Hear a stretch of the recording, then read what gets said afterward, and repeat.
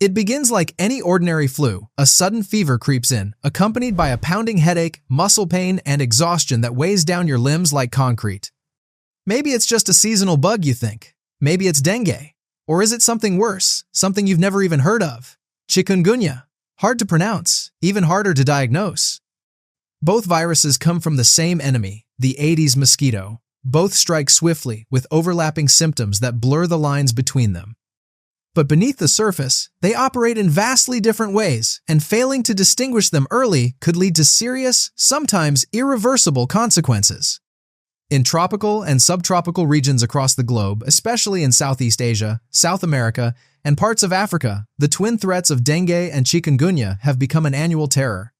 As climate change expands the reach of mosquito populations, these viruses are no longer confined to the equator.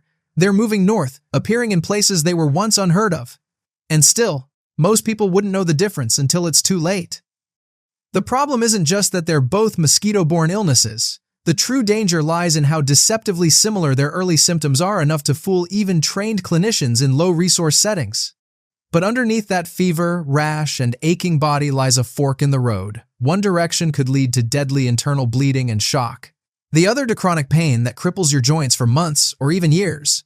Misjudge it, and the consequences ripple far beyond a misdiagnosis.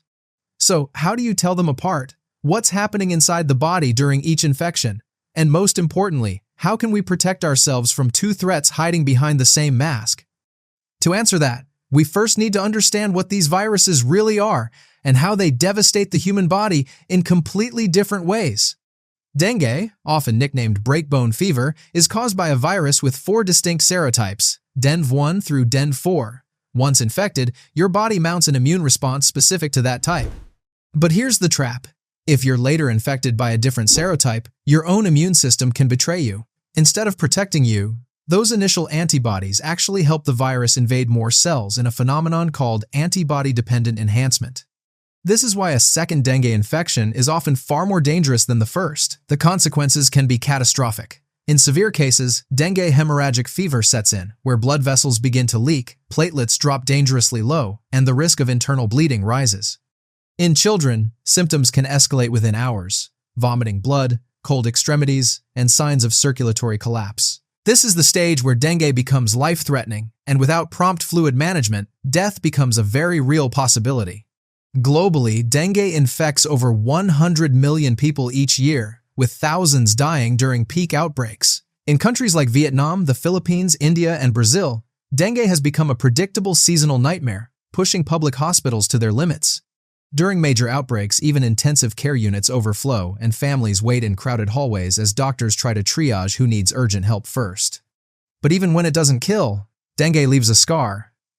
Many patients suffer weeks of fatigue, lingering rashes, and the psychological toll of a near-death experience. For health systems already stretched thin, each wave of dengue siphons off vital resources, and when it collides with another mosquito-borne disease, like chikungunya, the system can buckle entirely. Because while dengue may be more famous, chikungunya is no less cruel. Chikungunya doesn't usually kill, but for many, it can feel like a life sentence. The name comes from the Makonde language of East Africa, meaning that which bends up, describing the contorted posture of its victims from severe joint pain. Like dengue, chikungunya is spread by Aedes mosquitoes and begins with an abrupt high fever, rash, and debilitating fatigue. But what sets it apart is the hallmark symptom that gives it its cruel reputation. Arthritis-like joint pain so intense, it can leave patients unable to walk, grip objects, or even sleep without agony. In many cases, this pain lasts long after the virus is gone. For weeks, even months, patients, especially older adults, report stiffness in their hands, knees, and ankles. Some develop chronic inflammatory arthritis that mirrors conditions like rheumatoid arthritis, requiring long-term care and medication. Unlike dengue, which presents the immediate danger of hemorrhagic shock, chikungunya becomes a thief of time and mobility, silently eroding quality of life. There's also the matter of timing. Chikungunya typically has a shorter incubation period than dengue, just 2 to 4 days, while dengue might take 4 to 10. The fever caused by chikungunya also tends to spike higher but resolve more quickly. However, as the fever fades, joint symptoms persist and often worsen. A delayed curse many don't expect. Dengue's danger, on the other hand, often peaks just as the fever declines. during what's known as the critical phase, when vascular leakage and shock may set in. In regions where both viruses circulate, patients and healthcare providers often face a diagnostic gamble. Early symptoms are nearly indistinguishable, especially without lab testing. And during outbreaks, when testing capacity is overwhelmed or unavailable, clinical judgment becomes the only tool, one that, when wrong, can lead to undertreatment or overconfidence. Yet the true threat may not lie in just one virus or the other, but in their coexistence, because they often appear side by side. It's called a co-epidemic when both dengue and chikungunya strike a population at the same time. In cities with poor sanitation, stagnant water, and dense human populations, fertile ground for Aedes mosquitoes, the risk multiplies. These mosquitoes don't discriminate. They can carry both viruses simultaneously and infect people with either or even both in a single bite. Imagine falling sick with a double infection, your immune system fighting two invaders at once, amplifying the risk of severe outcomes. This convergence is a growing challenge for public health officials. In 2019, several regions in India and Southeast Asia reported waves of patients suffering from co-infections, complicating both treatment and tracking. A person with fever, rash, and joint pain might be misdiagnosed or even dismissed as having just another viral illness, when in reality, their condition could be spiraling in two directions at once, one toward hemorrhagic shock, the other toward lifelong joint damage.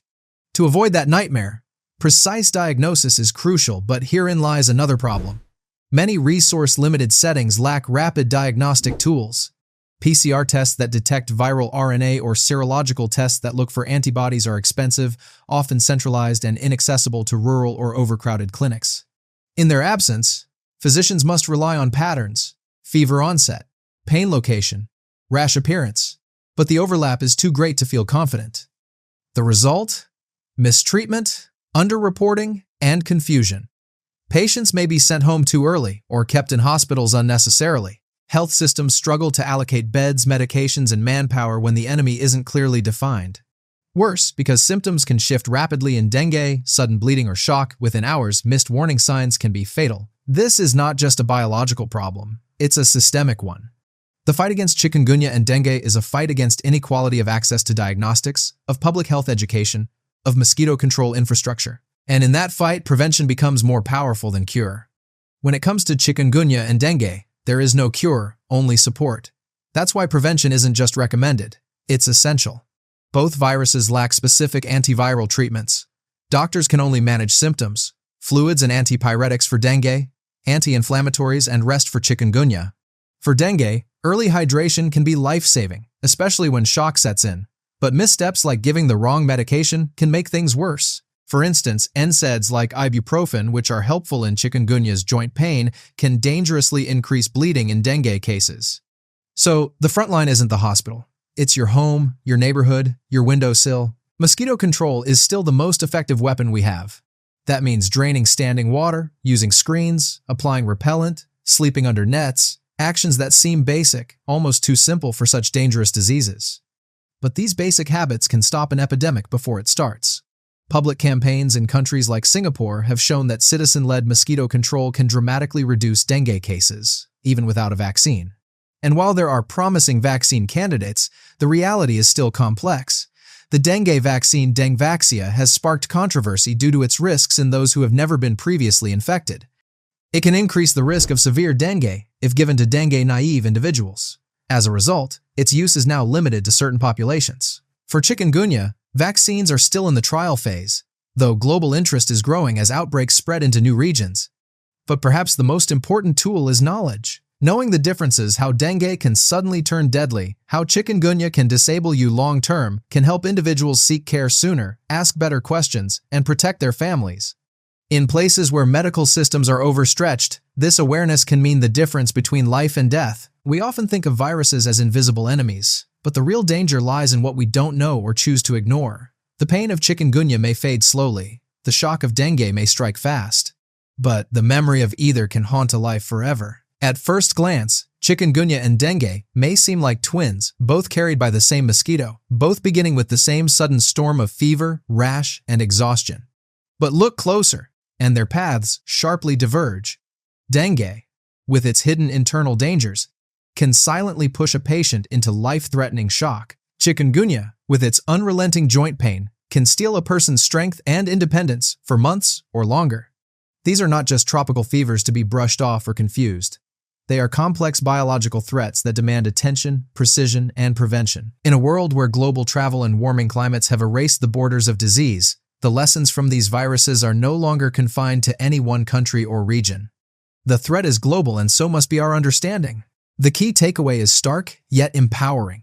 While we may not yet have universal cures or vaccines, we do have the tools to protect ourselves if we recognize the signs, act early, and treat every mosquito bite as a potential threat.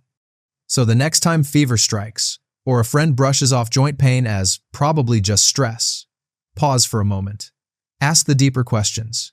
Be curious, because the most dangerous illnesses are often the ones we think we already understand. And in a world of silent killers, a little knowledge can be the loudest defense.